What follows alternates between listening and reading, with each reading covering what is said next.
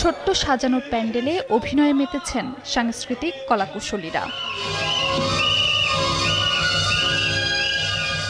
ঠাকুরগাঁও সদরের আকচা, ঢোলারহাট, রহিমানপুর সহ বেশ কয়েকটি ইউনিয়নের কোথাও খোলা আকাশের নিচে আবার কোথাও সামিয়ানা টানিয়ে ধামের গানের আয়োজন চলে।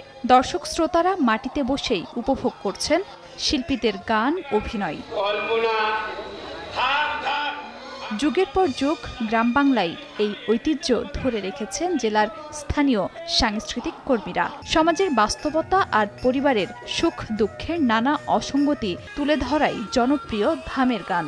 ছেলেরা মেয়ে সেজে ধামের গান ও অভিনয়ে অংশ নেন, তবে কালের বিবর্তনে কমেছে আয়োজন। নাতি নাতিনি বউ বেটি সবাই আসছি, প্রতি বছরে গান হয়, আমার ধামের গান শুনবা আসছি।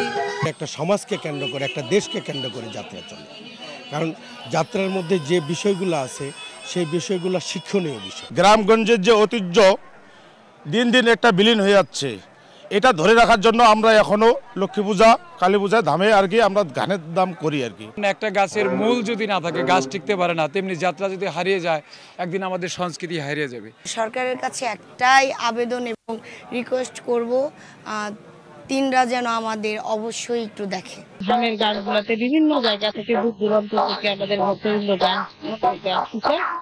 আমাদের ইউনিয়ন পরিষদ থেকে আমরা সর্বোচ্চ সহযোগিতা করতেছি।